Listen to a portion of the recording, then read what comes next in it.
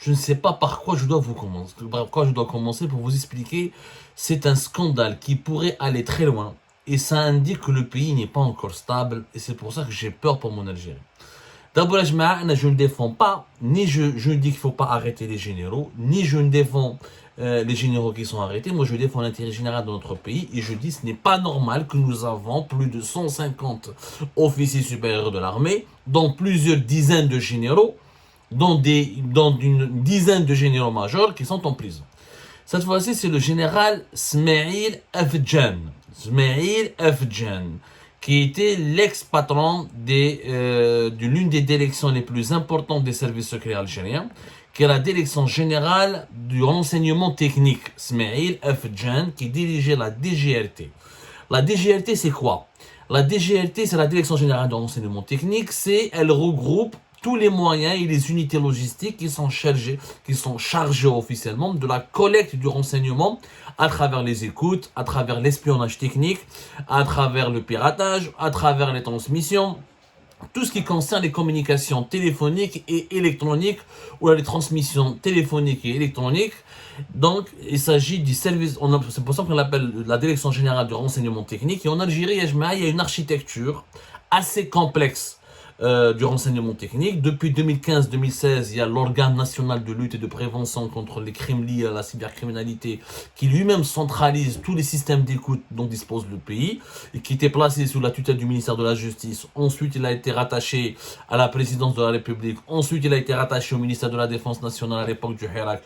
Ensuite, en 2020, après la mort de Gaï Salah, il est arrivé au pouvoir de Abdelmajid Tebboune, l'ascension de son conseiller Boualem, qui était lui-même l'ancien directeur de cet organe, le fameux organe de lutte et de répression des crimes liés contre la cybercriminalité et les infractions et crimes liés à la cybercriminalité a été repris sous la coupe, a été replacé sous la coupe de la présidence et l'organe travaille directement avec la DGRT qui elle-même, elle a ses propres centres d'écoute, elle a ses propres infrastructures et elle échange et elle gère toutes les informations et les flux d'informations concernant les écoutes téléphoniques et électroniques, parce que aussi la surveillance des réseaux sociaux, la surveillance Bon, l'Algérie n'a pas les moyens, clairement, on n'a pas les moyens d'écouter les WhatsApp et les télégrammes, où là les signaux, il faut arrêter de fantasmer, parce que certains dirigeants algériens font circuler des rumeurs, l'Algérie a percé Telegram, a percé Signal, même les services secrets français occidentaux n'arrivent pas. Ça, c'est des messageries hyper cryptées que les Américains eux-mêmes protègent. Il faut des portes dérobées, il faut demander ça au service de renseignement. Mais il y a des coopérations, la DGRT coopère par exemple avec les services techniques de la CIA, de l'ex-KGB, et les autres services des grandes agences internationales, les services occidentaux, il y a des grandes puissances mondiales. En tout cas, tout ce qui est écoute, surveillance, et traque de l'information et collecte de l'information sur les supports téléphoniques et électroniques, sur le web et le téléphone. C'est la DGRT qui dispose de ses propres centres d'écoute, Raya, Rmoul, etc. C'est une architecture très complexe, mais c'est un service de renseignement peu connu, parce qu'en Algérie, nous avons les services secrets. C'était DRS. Depuis 2015, il y a 3 directions. Direction générale de sécurité intérieure, direction de la documentation de la sécurité extérieure, c'est le renseignement extérieur, ou le renseignement technique de la direction générale du renseignement technique. La direction générale du renseignement technique, elle était stable. C'est un des rares services secrets qui était stable, parce que Smaïl Afjan avait été placé à l'époque de Gaï Salah, en avril 2019, à la tête de la DGRT. Il a survécu à toutes les purges. Contrairement à la DGSI qui a connu plusieurs changements, Djara Bouazza, Bouazza Rajdi, Rajdi Djarek Halmejdoub, contrairement à la DDSE, il y avait Kamel Remli, ensuite il y avait Général Youssef, Bouzid, ensuite il y a eu Aoud Djarek Halmejdoub, Djabou Rajdi, Madrah Rajdi, Djabou Nana Djibbar. Le service de renseignement technique était stable. Smaïl Afjan, avant 2019, il était le directeur régional du renseignement technique de la 5e région militaire de Constantine. Il avait pris donc le pouvoir à la tête de la DGRT dès 2019, où il est resté.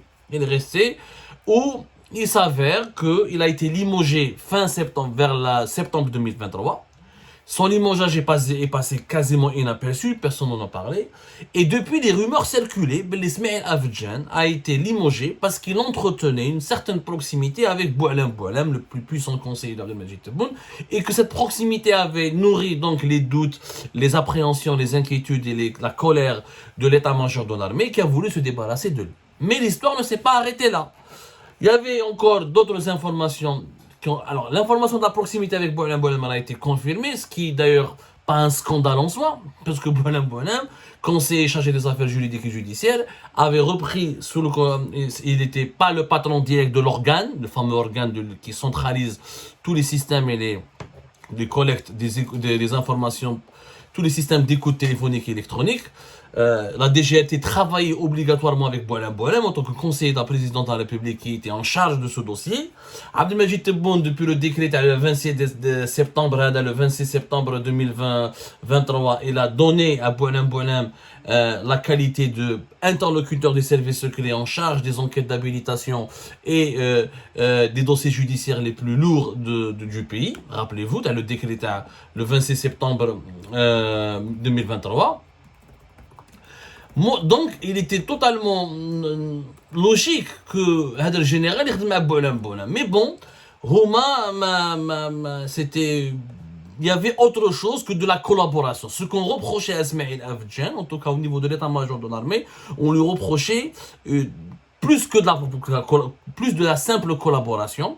Et à l'époque des informations non confirmées, rapporté où il a indiqué qu'il y avait un gros scandale d'écoute illégale et d'espionnage. C'est une affaire très très grave. Très très grave qui ne manquera pas de déstabiliser l'Algérie si elle n'est pas traitée de façon sérieuse, rigoureuse, impartiale et professionnelle pour établir la vérité. Le rouge est cela. Des informations ont fuité sur des enregistrements, sur des mises sur écoute, voilà, de certains hauts responsables de l'état-major de l'armée, dont c'est Echengriha. Il y avait le scandale d'Amobilis dont nous en avons parlé, qui a été étouffé d'ailleurs. Mais je laisse Mobilis, on en a parlé déjà, c'est le PDG de Mobilis qui avait été arrêté une fois par la DCSA, etc. On en a parlé en avril 2023. Voilà. C'était début avril 2023. Le PDG de Mobilis avait été arrêté parce qu'on l'avait accusé. Une enquête de la DCSA, de la Direction centrale de la sécurité de l'armée, avait découvert que sur les lignes Mobilis, la majorité écrasante, pour ne pas dire tous les hauts responsables de l'armée algérienne, avaient des lignes Mobilis, avaient des puces Mobilis, et que l'opérateur Mobilis a utilisé ces réseaux internes, parce que les opérateurs téléphoniques mobiles ont la capacité aussi de mettre sur l'écoute, ils ont une infrastructure nécessaire, sans que cela ne leur soit demandé par la DGRT, par l'enseignement technique. Donc ils ont été, on a accusé Bourzen et Chouki, le PDG de Mobilis, d'avoir mis sur écoute un certain nombre de responsables, dont qui sont issus directement de l'entourage de Saïd Chengriha, dont Saïd Chengriha lui-même. L'affaire a été étouffée même belle, ils ont voulu le mettre en prison, il n'a pas été mis en prison, ou l'affaire ça jusqu'au début de l'été 2023, Maintenant, depuis le départ, depuis le limogeage de la général Ismail Afjan, les projecteurs se sont braqués sur lui. C'est lui qui a été accusé d'avoir détourné les moyens logistiques de la DGRT pour espionner et enregistrer les conversations et les échanges téléphoniques d'un certain nombre de hauts responsables militaires sans aucune justification légale, sans qu'il y ait des besoins expressément formulés par la justice militaire, sans qu'il y ait la moindre autorisation qui lui a été délivrée par l'état-major de l'armée. Et on soupçonne Ismail Afjan d'avoir transmis ces enregistrements, ces écoutes, les contenus de ces écoutes et de ces échanges téléphoniques à des personnes issues du clan Tebboune ou à l'entourage de Tebboune et plus précisément à Boualem Boualem. Pour le moment, c'était qu'un simple récit. Moi, personnellement, je pensais que voilà, il y a tellement de rumeurs dans notre pays, il y a tellement de controverses. Vous savez, la guerre des clans en Algérie, le clanisme fait terriblement mal à notre pays. Il y a toujours le clan de X qui veut faire du mal au clan Y. Des fois Saïd Chengriha lui-même n'a rien demandé, mais vous trouvez des zélateurs, ou Boualem Boualem lui-même, des fois, n'a rien demandé, mais vous trouvez des zélateurs qui demandent à leur place, qui essayent de l'excès de zèle, ils lancent des coups bas, ils font des complots, ils essayent d'atteindre, de faire du mal à ce qui est supposément présenté comme les adversaires de Boualem ou de Saïd Chengriha, pour espérer obtenir des quelques faveurs, ou là, quelques promotions, ou là, rétribuer leur bon service, ou là, leur mission, leur loyauté. Voilà, ils espèrent obtenir des privilèges en faisant Boualem il te fait avec le général, je vais l'attaquer comme ça, Boualem je vais le séduire, je vais lui plaire, il va m'aider, il va me soutenir. Chengriha n'aime pas avec le conseiller, je vais attaquer ce conseiller ou ce ministre, comme ça c'est Chengriha yarda aliya, il va me récompenser plus tard, il va m'adopter, il va m'adouber. C'est comme ça, c'est ça le clanisme en Algérie, c'est consubstantiel au fonctionnement du régime algérien. Sauf que c'était qu'un récit. Il n'y avait pas de données précises qui pouvaient permettre d'incriminer Smaïl Afjan dans un quelconque scandale d'espionnage et d'écoute illégale. Et bien, jusqu'à ce mois de décembre, le scandale éclate de façon sérieuse, puisque la DCSA, je dis bien la DCSA, la Direction centrale de la sécurité militaire, sur ordre de la justice militaire, elle procède à l'arrestation de M. Smaïl, de général Hada Smaïl, général Smaïl Afjan. Il y a une perquisition qui a été accomplie et effectuée au sein de son domicile personnel. Et selon des sources, c'est là où les enquêteurs découvrent un certain nombre d'enregistrements, des documents sonores, sur des ordinateurs, sur des clés USB, etc. C'est un certain nombre d'enregistrements très sensibles qui impliquent des hauts responsables de l'état-major de l'armée. C'est ce qui a justifié rapidement son inculpation, sa présentation devant le tribunal militaire de Blida et son placement sans mandat de dépôt. C'est quand même grave, Yeshma.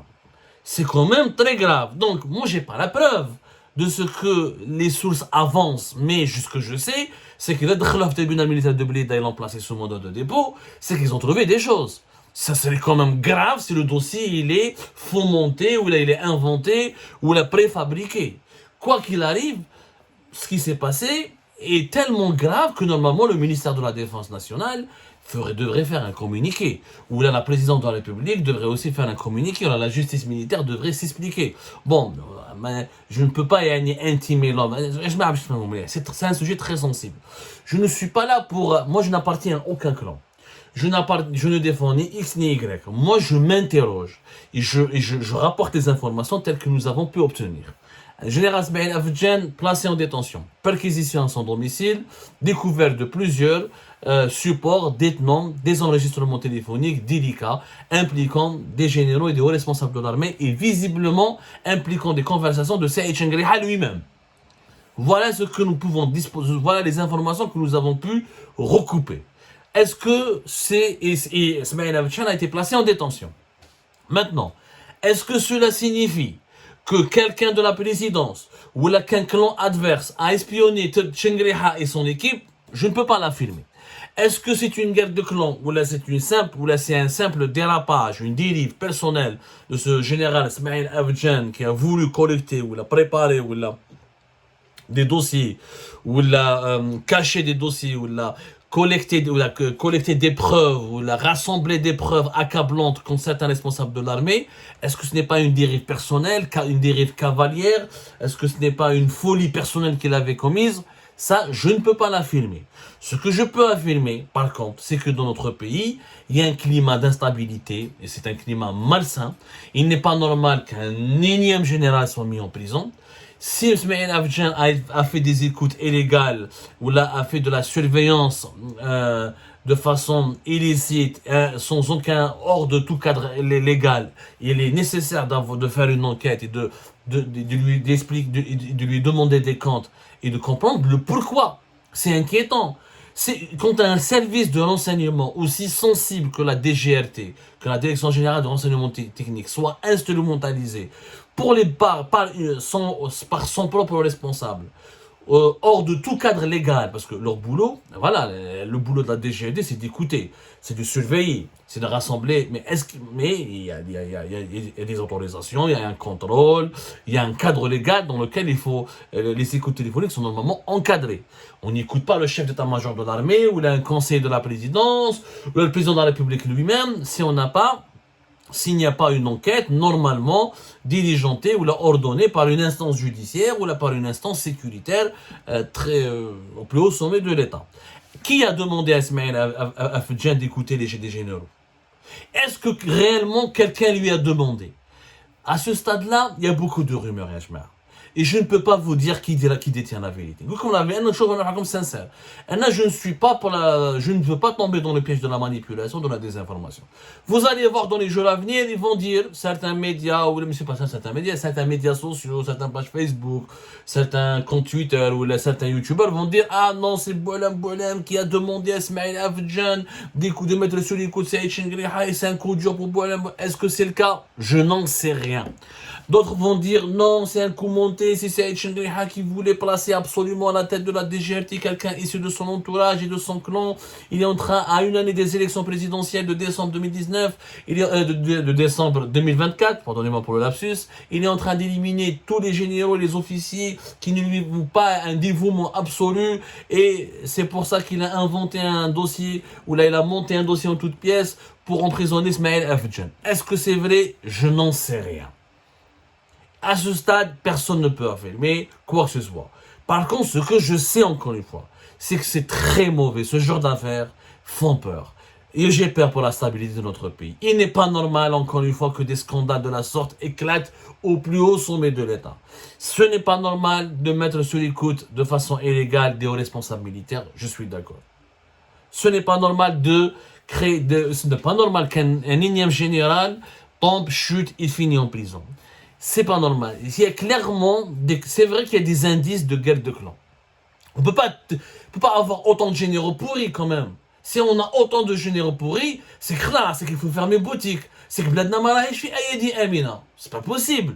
C'est quelqu'un qui a été depuis 2019 à 2023 patron des services secrets techniques ou le patron du renseignement technique, il finit en prison parce qu'il est impliqué dans un grave scandale de surveillance illégale d'espionnage. Il a espionné les généraux de son propre pays, mais bref. Donc on pensait qu'il y avait un ennemi extérieur, que l'Algérie était menacée par des puissances étrangères. Finalement, la menace, elle vient plus de l'intérieur que de l'extérieur. Donc, l'affaire en elle-même, elle est très grave et elle démontre que le régime algérien n'est pas homogène. Que malheureusement, nous n'avons pas des institutions qui travaillent pour l'intérêt général. Nous avons toujours échoué à construire des institutions qui soient neutres, qui ne peuvent pas être détournées, ni dévoyées, ni manipulées, ni violées par ni prise en otage par des intérêts purement privés et personnels. Le constat et la leçon de cette histoire. Qui fait quoi, tel clan, parce que les clans, les Saïd Chengriha, un jour ou l'autre, il va partir. Boualem, un jour ou l'autre. C'est l'Algérie qui va rester. Mais dans quel état elle va rester? À force de lui faire subir tous ces scandales à répétition, toute la crédibilité, toute la dignité de l'État est en train de disparaître. Et ensuite, en plus, il y a une crise de confiance. À qui on peut faire confiance maintenant? Des anciens patrons de la gendarmerie ont fait le habs. Des anciens patrons de la police ont fait le habs. Des anciens des services secrets ont fait le habs. Espionnage des services secrets qui sont censés protéger notre pays, espionnent les responsables de notre pays.